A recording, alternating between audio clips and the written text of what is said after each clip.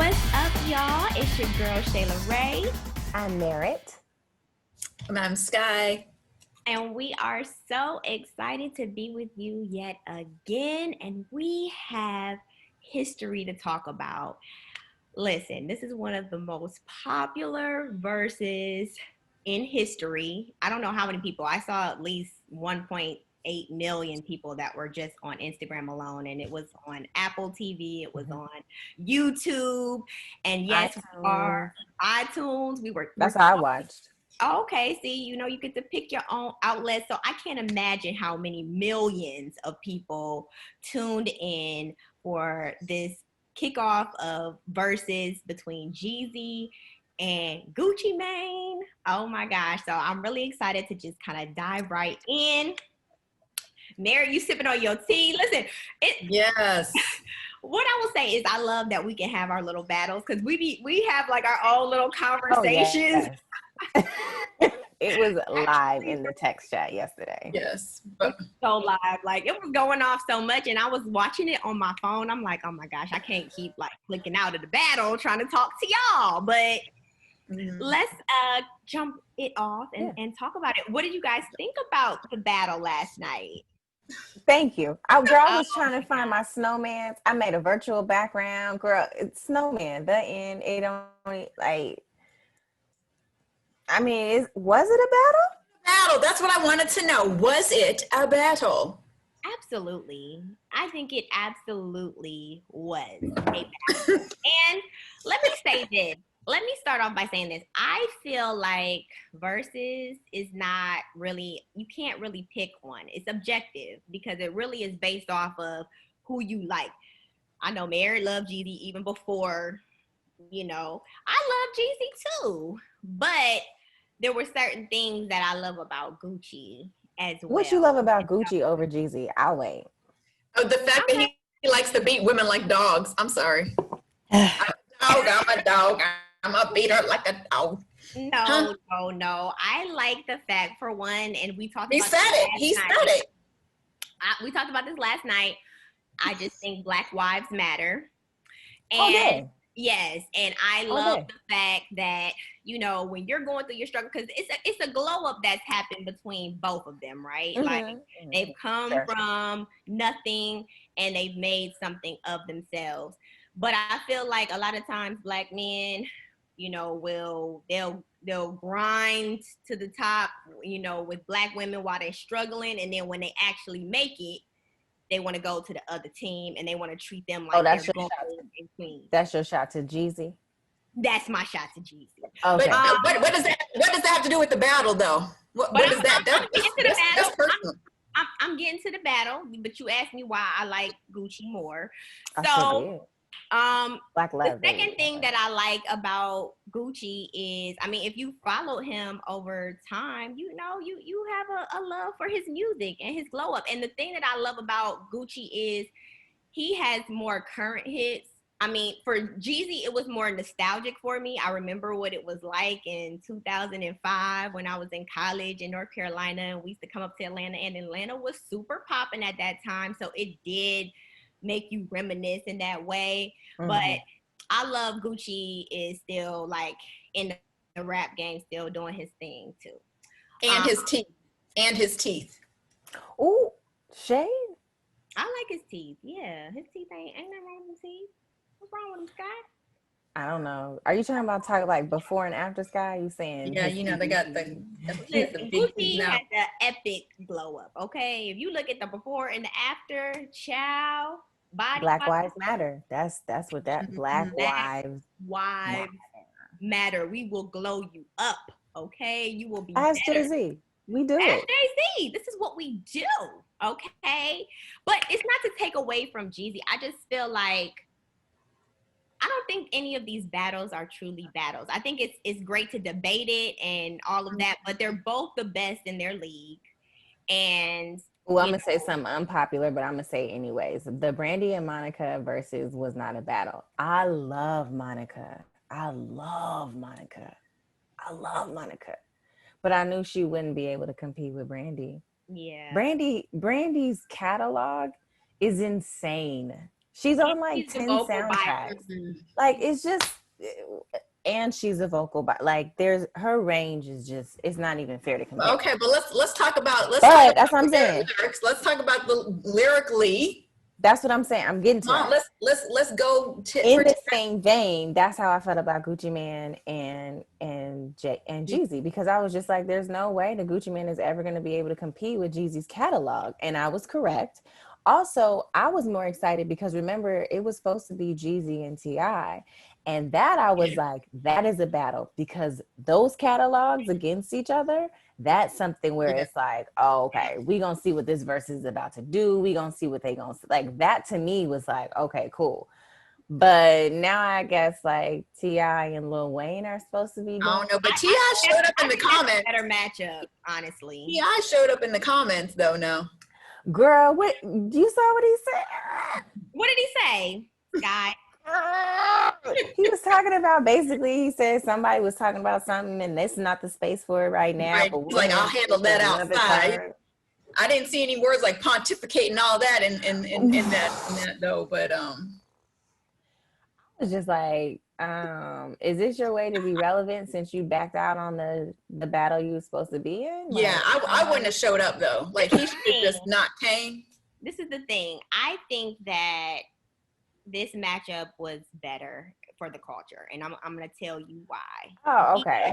We know that they have a very, very tumultuous relationship, and we know. And I was just actually doing a little bit of research about like the beef, the ongoing beef that they've had over the last 15 years. Like that is a long, first of all, that's a long time. That's like, you know, I put it in the same category as like Aunt Viv and Will, like, you know, reconciling after whatever, 27 years. Like that's a huge deal for the culture. Both coming from Atlanta, both representing trap music and being huge pioneers in trap music. And then also the fact that I guess Jeezy's friend robbed Gucci, and then Gucci ended up killing him. Tried to. He tried to. When was this? This was what the beef is. This is what the beef is. This was like 15 years ago. This is what it is. So when this guy who was Jeezy's friend and on Jeezy's label went into Gucci Man's house and attempted to rob him and kill him, pretty much. The goal was to kill Jeezy. I don't know. We don't know who killed. We do know for sure Rob. The dude's dead, so we can't ask his side. We'll just say we know for sure he was trying to rob him. Apparently, that's what Gucci feels. It's like it was a hit out for his life because they were already beefing a bit before this happened, and he ended up shooting and killing the guy, who was Jeezy's friend, in which the charges were dropped. I mean, he had to go to court and all of that, but that y'all heard the beat. Y'all heard when they like. But did you hear when Gucci brought it up? I was so nervous. Yeah. I was like I didn't know if they was gonna go to blows. Everybody carries, so I don't care what nobody says. That was like Atlanta is a place where we carry. We just know that King Von just got killed here. We've seen a lot of rappers get killed in Atlanta. I was nervous as well, but I knew that they were going to have security on point. I was hoping prior to, but Jeezy, Gucci came out the gate, and you could tell like he was triggered probably by. Rightfully so. I'm standing in front of somebody whose man tried to kill me, and I had to kill them. Yeah, I'm triggered. Of course I'm triggered. It still don't mean he won the Verzuz battle because it was trash to me. Like he was trash. But I mean, like the beef and the drama, like I completely you could hear it. You could feel it. You could feel it at one point in that battle. I think you could really, really feel it. And then I'm glad at the end that they did kind of come together and, like it was a Golden Girls moment. Like, okay, we're good. Well, I think he changed the tone like halfway through when he was just he took a few blows, you know, from Gucci, and he just kept kind of taking the blows. He like, look, man, and then he brought up like, I extended an olive branch, you know, we did this for the culture, and you know, I think Gucci was like, yeah, I'm gonna do it, but I mean, rap is a competitive sport, but it can get out of hand. We've seen it get out of hand with, you know, the dissing and going too far, and people actually getting in their feelings. So I'm happy that Jeezy said what he said, and you kind of felt the tone of Gucci change in that moment. Yeah. And going forward, you felt it. He was just like, he just kind of like was thinking let about it and playing the songs. And then towards the end, I thought that was really good that they were able to come together. Right. I feel like Jeezy was definitely sunning Gucci on a couple of occasions though, because Gucci would try to say something and then Jeezy would just like, my favorite moment was when Gucci was like, my outfit right now, it costs 10 bands. Oh my God, my outfit right now. Look at my opponent. Jeezy did not even flinch and said, look at me. Like, my outfit might not be 10,000, but I own half of Atlanta or something. But people, he was like, let's do a real with that too, because they've been looking it up and they were like, he doesn't own half of Atlanta, or, you know, saying all this stuff. I don't know. I know people don't always do DBA, right? People have different business as names and this, that, and there. So I don't know. I ain't do no forensic evidence. All I know is that was a great comeback. It was a great comeback. Okay. My second, well, the part that I hated the most was how no one had a mask on. Oh. Yeah, let's talk about the praise dancers in the background. Girl. Goons in the back, but why? Make yourself useful and jump on a pole. You're going to be there. It is the Gold Club. I'm just saying. With a mask. With the mask on. No, I think I saw maybe one person. Maybe, I feel like maybe it was like one of the production staff that had a mask on. That ain't enough. That ain't enough for all those people that were there. And when Jeezy was getting hype and you could hear people like screaming the lyrics. I said, you don't have a mask on. You ain't got a mask on. And then they went to Compound after that. Compound, right. No, thank you. Maybe they put their mask on then. That's a lie. No, they ain't wearing no mask. That's a lie. That's a lie. Anybody wearing a mask? Atlanta is acting a fool, and these COVID numbers is not a game. But I did like we got to talk about the comments. The comments were like, what had me in tears. The comments. What was your favorite one? I'm trying to think of which one was my favorite. Oh my goodness. I can't even remember them all. I just remember somebody who was talking about I mean, when Jeezy dropped Hello, that was fire. I mean, all his songs that he dropped were fire because he won. To merit. No, period. I mean, what are you comparing? Okay, what are you comparing? So you feel, wait. So you think Gucci won? Yes. Why? But why? Because I liked his songs. His songs got me hyper. You know, didn't like Jeezy? I liked the category that he went in, the how he kind of like played his catalog. What catalog? I like Gucci. First of all, Gucci doesn't have a catalog. First of all, Gucci was a feature in most of the songs he was in. That's not even your song. That's not even his songs. I don't think that there's anything wrong with that. I look at like Chris Brown is like a great feature artist on a lot of different songs. That's what makes him dope. If the best of the best and his own album, and they know you're gonna add some value to their hit, then I don't think it's anything wrong with that. I mean, and he didn't even play all of his hits. His features?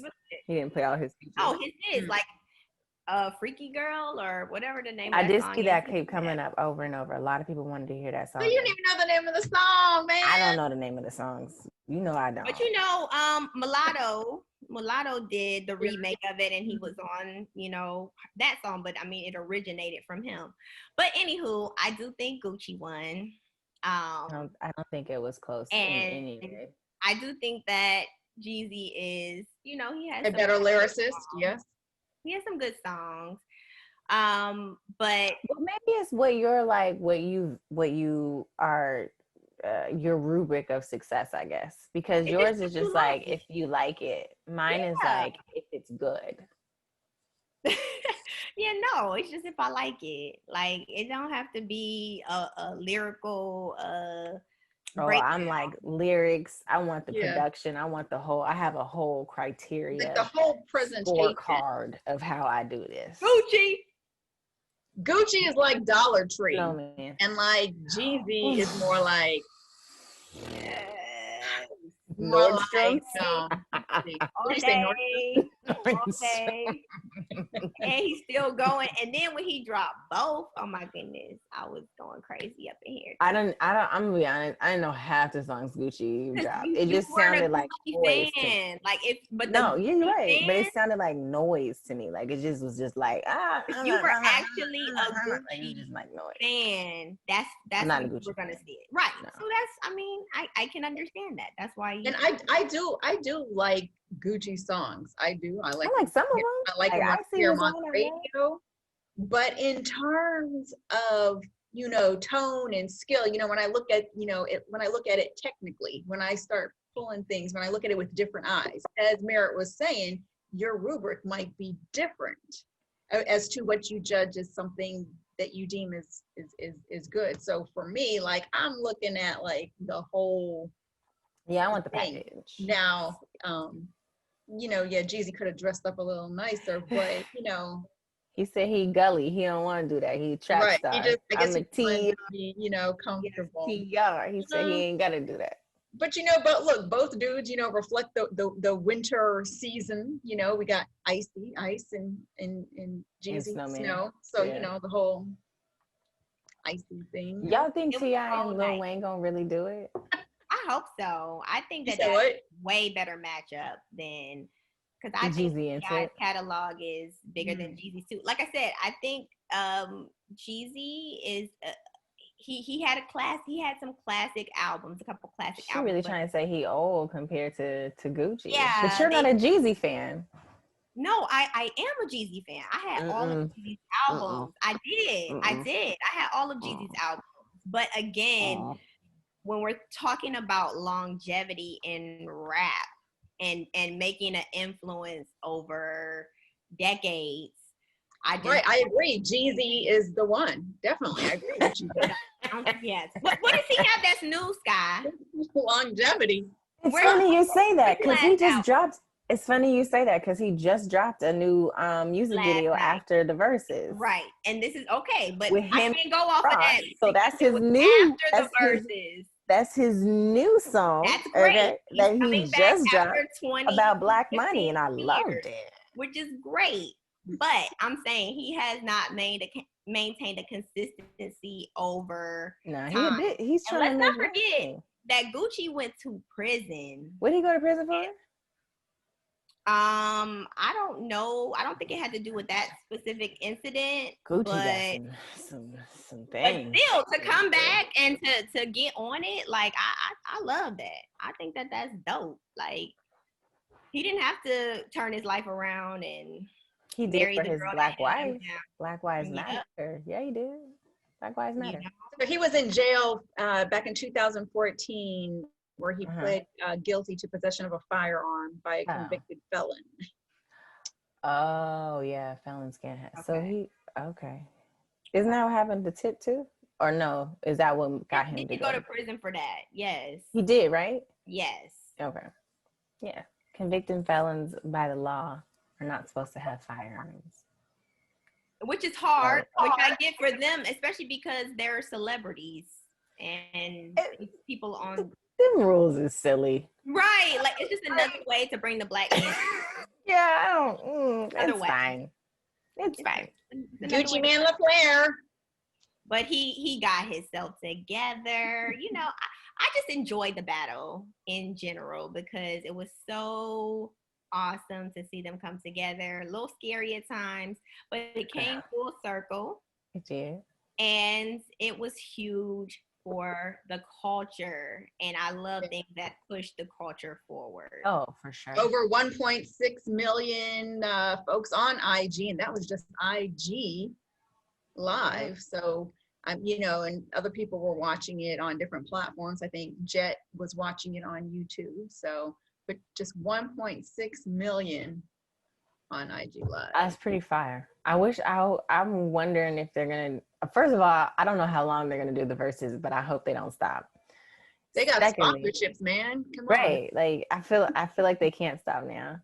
Secondly, I have to be honest. I feel like my West Coast connection is not really showing up, and I was talking about this yesterday. I was like, well, I feel like it's time to have West Coast. Like, Yeah, we haven't had enough. Because this was huge for Atlanta. Not gonna lie, Right. Atlanta did it. You know, like it solidified the impact that Atlanta has had in hip hop. Yeah. Period.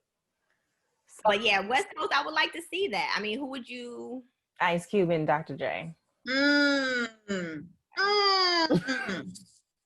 say Easy, but yeah. I know. I kind of thought like North versus South, but then I was like, you can't really do that because the catalogs aren't the same. Yeah, but I mean, that's the hard part. It's the catalog. Catalogs the aren't the same. part. Yeah, it is. It is. That would be a find good people that compare, because there's so many great artists. Well, that are out. I would have Ice Cube all day, man. It's hard. I don't know. I'd have to really sit and think about it. I think that one is really, really hard. Yeah, I don't know about that one. I don't know. Well, it was exciting. I'm excited to look back. Also, let's just really talk about, since we're talking about entertainment, and I kind of mentioned it a little bit before, but have you guys had a chance to see the Fresh Prince reunion? Oh my God. I'm saving it for Thanksgiving. Oh my gosh. That right there was so hard. Oh my gosh. You're going to cry. I heard. You cry, Shayla? Of course. I mean, y'all talk about it still. Y'all know I'm still okay. We'll talk about it like in a roundabout way, just emotional. You can talk about it the whole way through. I'm still gonna watch it. Okay, yeah, she's still gonna watch it, and she's still gonna enjoy it no matter what. You have to see it for yourself. But I love so many facets of this reunion, and I learned so much about one of my favorite shows. I think this show is one that has touched us in a way that it's just epic. It was just epic to all of our nostalgia. Like, right. You know, Uncle Phil not being there and how much he affected each and every actress on that set. Oh my gosh. I wish I was a part of that set and want to be, you know, with Uncle Phil and glean from him. That, and then of course when the two Vivians met. Was that the first time they met? Aunt Vi, yes. They had never, ever met. And I didn't know that. That seems odd to me. But okay. Yeah, that's different. It was, but I want to go back and touch on the conversation with Will and the OG Viv. It was very, very heartfelt. At first, it was a little awkward. It gave me kind of like Jeezy and Gucci Mane vibes. And I'm thinking Will is Jeezy. I'm thinking Aunt Viv was Gucci Mane, because she kind of, didn't know how this conversation was going to go at first. You could feel that tension a little bit. Mm-hmm. And she really did lose it all. Whereas Will, he went on to flourish. Yeah, he leveled up. And she really lost it all. And she explained, she said when she was, basically displayed as being difficult, that it was pretty much suicide in Hollywood. I did see that clip. Yeah, being a Black, darker skinned woman. And I think that what she was saying was probably absolutely true, because clearly we have a lot of issues with women and Black women in Hollywood, period. Mm-hmm. And seeing some of the clips of her, she was amazingly talented. She was incredible. Janet Hubert Next was level. awesome. Do you remember the scene, the episode where she was doing the dance class? That's Like classic. it was just not even that though. Like the thing I loved about the first Anvid versus the second one, there were so many, right? Those seasons were nostalgia because I felt like I could relate. My mom is one of four, so I have a lot of aunts. And so like when her aunts would come and they'd be like, Diva, and they'd have their own like little, like I saw that like all the time with my own family. When she was a teacher / professor and they was trying to get over on her, my mom was too. So it was just so many similarities of those things where I felt like I could connect to those things. And then when they replaced her with the light-skinned girl, I was also upset because I was just like, one, she can't really act like Janet could. Two, I was like, she's light-skinned. Like, so how do we, I have like issues with Got a like, dark skin friend. yeah, like, Michael dang, Jackson got a like, light skin friend. you know what I mean? Like, dang. I mean, I'm for me, curious it's about. like, why didn't they like, it wasn't even just the looks, but like we're saying, it's like the personality change. Because Completely I changed. feel like the first Aunt Viv was like a strong, she almost kept Uncle Phil on his toes. Like she ran the ship, and she honestly was a huge vocal part. And then the second was more like docile and like, Yeah, it was like it was completely different. Felicia Rashad / Claire Huxtable, right? Like it was a contemporary Claire Huxtable replaced with I don't know, like I don't, you know, It just was different, and I agree with that. And I don't know. It was interesting that they didn't find somebody who could actually fit the mold and the persona of the actual person, and they just went to somebody just completely different, and it completely changed. So who knows what it would have been like if the original if she Aunt stayed. Stayed. Like, God, what if she would stayed. that have been like?